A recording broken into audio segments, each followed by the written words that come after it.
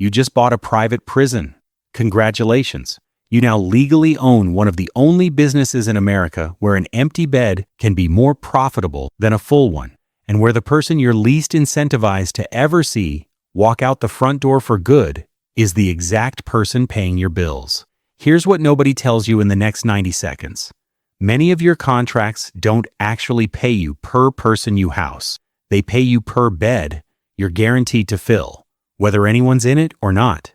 By the end of this video, you'll know the exact contract clause that turns empty cells into guaranteed income, the quiet corporate structure that lets this entire industry dodge federal tax almost entirely, and the precise dollar figure a single company can make from one person's phone call home. Stay with me, because the first number is going to change how you think about every county contract headline you've ever scrolled past. Here's the part that surprises almost everyone before we go any further. Private prisons don't actually house most of America's prison population. They hold roughly 8% of it. That's it.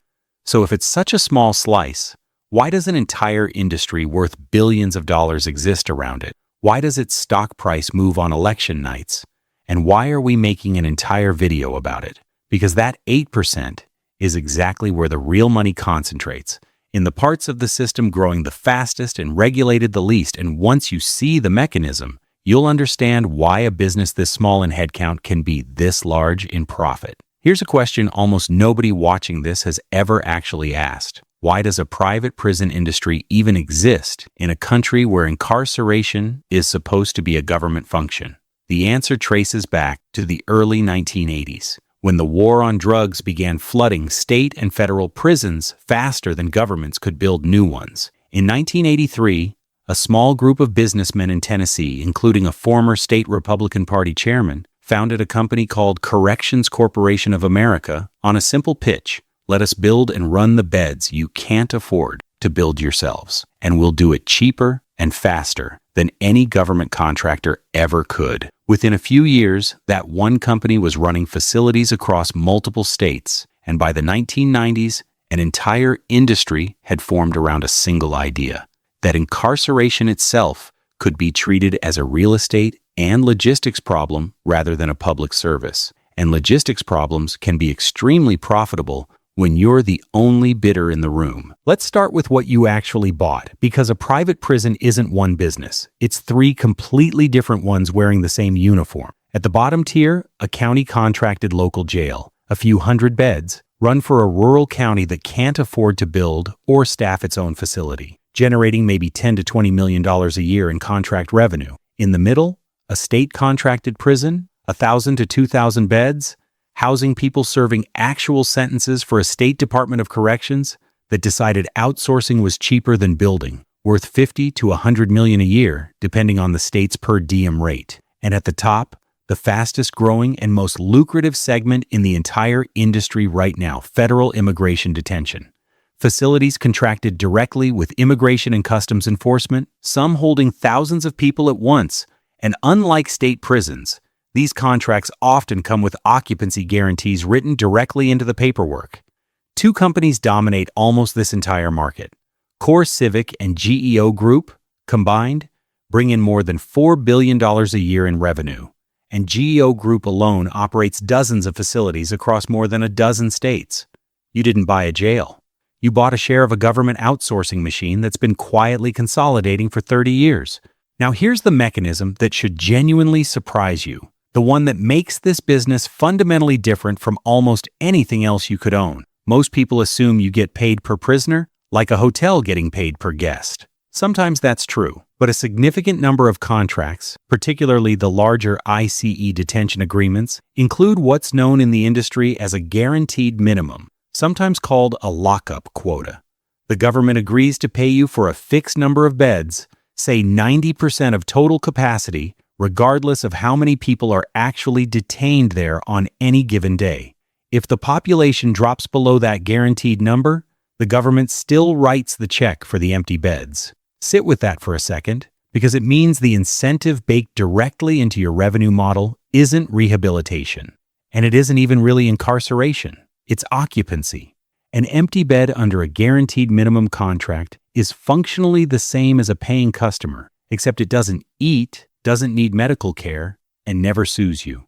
But this is where it stops being an unusual contract clause and starts becoming the story that actually explains the entire industry's balance sheet. So stay with me for the part almost nobody outside the business ever gets explained clearly. In 2013, the largest private prison operator in the country, then called Corrections Corporation of America, made a move that had nothing to do with prisons and everything to do with the tax code. It converted itself into a real estate investment trust, a REIT. On paper, the company reclassified its prisons as real estate holdings rather than as an operating detention business, and REITs are legally required to distribute at least 90% of their taxable income to shareholders every year in exchange for paying little to no federal corporate income tax on that income. GEO Group made the identical move that same year. Two of the largest incarceration companies in America restructured themselves, almost overnight, into the same tax category as a shopping mall or an apartment complex, and in doing so, dramatically reduced what they owed the federal government on the exact revenue coming from housing people the federal government sent them. There's a second, quieter profit center running underneath all of this, and it's the one that touches the people inside these facilities most directly: phone calls home. For decades, incarcerated people and their families paid some of the highest phone rates in the entire country, sometimes over $1 a minute, because facilities signed exclusive contracts with telecom providers in exchange for a cut of every single call, a practice known as a site commission. A family trying to stay in touch with someone detained could easily spend hundreds of dollars a month just talking to them, and a portion of every one of those dollars flowed back to you as the facility operator. Commissary items work almost identically. Markups on basic goods like ramen, deodorant, and stamps that can run 2 to 3 times retail price, sold to a customer base with no other option and often no other source of income beyond a few cents an hour. From prison labor programs that, in many states, are legally allowed to pay well below minimum wage. Regulators have started cracking down on the phone rates specifically, with federal caps finally taking effect in recent years. But for the better part of 3 decades, that single revenue stream quietly built into the profitability of nearly every facility in the country. There's a fourth revenue stream, and it's the one growing fastest of all right now because it doesn't even require a building. Both major operators have spent the last decade quietly buying up electronic monitoring companies, the businesses behind ankle bracelets and GPS check-in apps used for people on parole, pretrial release, or immigration supervision instead of physical detention. GEO Group's subsidiary in this space alone monitors hundreds of thousands of people at any given time, charging the government a daily fee per person that, while smaller than a bed rate, comes with almost none of the staffing, food, medical, or liability costs of running an actual facility. On paper, it looks like the industry pivoting toward a more humane alternative to incarceration. In practice, it means the same company gets paid whether a person is behind a wall or wearing a bracelet on their ankle, and the total number of people the industry gets paid to supervise keeps climbing either way. Here's the number that should stop you cold, because it connects everything you've just heard into one story. In 2008 and 2009, 2 judges in Luzerne County, Pennsylvania, were caught taking millions of dollars in kickbacks from the builders and operators of 2 for-profit juvenile detention centers in exchange for sentencing kids, some as young as 10, to those facilities at far higher rates and for far longer than their offenses warranted. It became known nationally as the Kids for Cash scandal. Both judges went to federal prison. Thousands of juvenile convictions were later thrown out. It remains one of the starkest illustrations in American history of what happens when a facility's profitability becomes directly tied to how many people, and for how long, get sent through its doors. You don't need every private facility to be running an active bribery scheme for the underlying incentive to still be uncomfortable. The business only grows when the system sends it more people for longer, and that single sentence explains more about this industry's lobbying activity over the past 2 decades than any annual report ever will. A second, quieter example shows the same incentive playing out on a much larger scale. In the mid-2000s, A converted former medium-security prison in Texas called the T. Don Hutto Residential Center was repurposed to detain immigrant families, including young children, while their cases moved through the courts. Reports from advocacy groups and journalists who toured the facility described children housed in what were essentially converted prison cells. And the conditions drew a federal lawsuit and enough public pressure that the facility eventually stopped holding families altogether, though it continued operating as a detention center for adults. The building itself didn't change. The contract did. And that's the pattern that repeats across this entire industry. The facility is rarely the problem on its own. It's which contract is currently attached to it, and contracts get written by whichever administration currently holds the pen. Now let's talk about the side of this business that almost never makes it into the financial filings: staffing. Correctional officer pay in private facilities frequently runs lower than comparable public sector prison jobs, sometimes by several dollars an hour, and turnover rates in some private facilities have been reported north of 50% a year. Think about what that actually means on the ground. Half your workforce walking out the door every 12 months, replaced by new hires who need weeks of training just to safely run a housing unit, in a job most people don't take unless nothing better is available nearby. That's not a minor operational detail. It's the single biggest driver of your actual day-to-day risk as the owner. Understaffed facilities see more violence, more contraband, more failed state inspections, and in the most serious cases, federal contract cancellations that can eliminate a huge share of your annual revenue with a single letter from a regional director.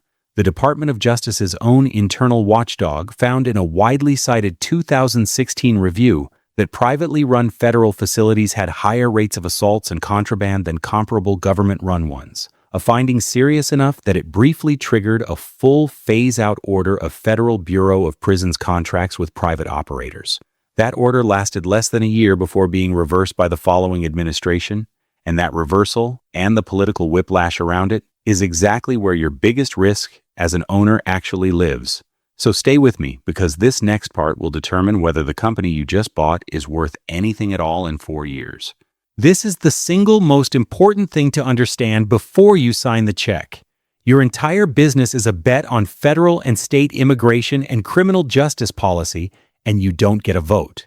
In August 2021, the federal government issued an executive order directing the Department of Justice to phase out its use of private prisons entirely. GEO Group and CoreCivic stock dropped double digits within days of the announcement, wiping out a meaningful share of both companies' market value before lunch. Both companies survived, largely because that order didn't touch ICE detention contracts, which run through the Department of Homeland Security, not the Department of Justice. And immigration detention has become the fastest-growing part of both companies' business ever since. Then, a change in administration in 2025 reversed course entirely, with aggressive new enforcement priorities driving detention bed demand sharply upward, and both stocks surged to some of the highest levels in their history within months, adding billions of dollars in combined market value in a matter of weeks. Read that timeline back. The value of the exact same company, with the exact same buildings, the exact same staff, and the exact same beds, can swing by billions of dollars in market value based entirely on who wins a single election. You didn't buy a stable, boring infrastructure business. You bought a leverage bet on immigration enforcement policy that happens to also run some prisons on the side. And there's a second risk sitting right alongside the political one. Quieter, but just as dangerous to your bottom line. Lawsuits. Wrongful death claims, inadequate medical care claims, class actions over understaffing, and excessive use of force. All of it lands directly on facilities run by companies with thinner staffing budgets and less public oversight than their government-run counterparts. Settlements and legal costs across the industry run into the tens of millions of dollars in a bad year, and unlike a hotel chain or a shopping mall, you can't simply close a facility and walk away quietly when a lawsuit gets ugly, because the people inside it are still there tomorrow morning regardless of what a headline said about you overnight. State contracts often include termination clauses that let the government walk away from you long before you're allowed to walk away from them, and a canceled state contract can wipe out a meaningful chunk of a mid-sized operator's annual revenue overnight. sometimes with less than 90 days' notice written directly into the agreement you signed. Now, finally, the number you've actually been waiting for. What this business is actually worth to you as the owner. Take a mid-sized state facility, 1,500 beds, a per diem rate of around $70 per person per day, running near full occupancy across the year. That's roughly $38 million in annual contract revenue. After staffing, which typically eats close to 60% of your operating budget, food, medical care, insurance, and maintenance, a realistic net margin in this segment lands in the 10 to 15% range, putting your actual take-home profit somewhere between $4 and $6 million a year, on a facility that likely costs $40 to $80 million to build or acquire, depending on condition and location. But here's the number that actually matters more than any of that. The one that separates a good year from a wipeout. Occupancy. Drop from 95% full to 70% full, without a guaranteed minimum clause protecting you, and your revenue falls by roughly a quarter, while your fixed costs, the staff you still need on every shift regardless of how many beds are filled, barely move at all. That swing alone can turn your $4 to $6 million in annual profit into a loss inside of a single fiscal year, which is exactly why every serious operator in this industry treats a guaranteed minimum clause as the single most valuable line in any contract they sign, worth more to the balance sheet than almost any other term in the entire agreement. Now scale that up to the GEO Group tier. Combined revenue across state, federal, and ICE detention contracts north of $2.4 billion a year. Net margins in more favorable years climbing toward 10 to 12% once REIT tax treatment is factored in, putting annual net income somewhere in the $250 to $300 million range. That's $250 million in a single year, from a company whose product most Americans will never personally use, never review online, and never have any choice about which provider they get. Because unlike almost every other business in this entire "So You Want to Buy" series, the customer inside the building never chose to be there and can't take his business elsewhere. It's $250 million in profit generated by a business model where your best case scenario, the one that makes your shareholders happiest, is a system that keeps sending you more people and keeps them there longer. Sit with that number for a second, because it's the one that actually explains every lobbying dollar this industry has ever spent in Washington and in state capitals across the country. Here's the sentence that actually runs this entire industry, the one thing to remember if you ever find yourself owning one of these companies. A private prison is the only major American business where your two biggest customers, the government agency signing your contract and the taxpayer footing the bill, both want fundamentally different things from you than your shareholders do, and only one of those groups actually gets a vote on your quarterly earnings call. The state wants lower crime and successful rehabilitation. The taxpayer wants the cheapest possible outcome.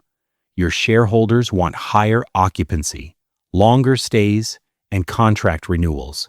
And every dollar of profit you generate sits somewhere in the gap between what the public thinks it's paying for and what your business is actually built to optimize. None of those three parties are lying about what they want.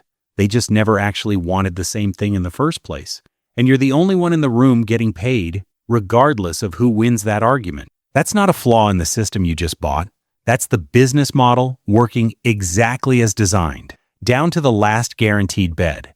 So if you do decide to buy a private prison, remember the one rule that actually runs this entire industry. The rule no annual report will ever say out loud, but every executive in this business already knows by heart. An empty cell under a bad contract is a liability, but an empty cell under the right contract is the most profitable square footage you will ever own.